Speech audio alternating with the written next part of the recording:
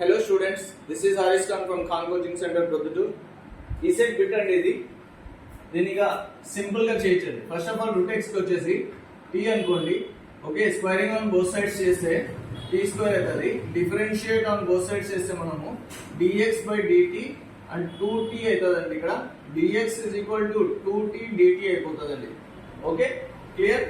Now this all values వచ్చేసి given problem లో substitute చేయాలా.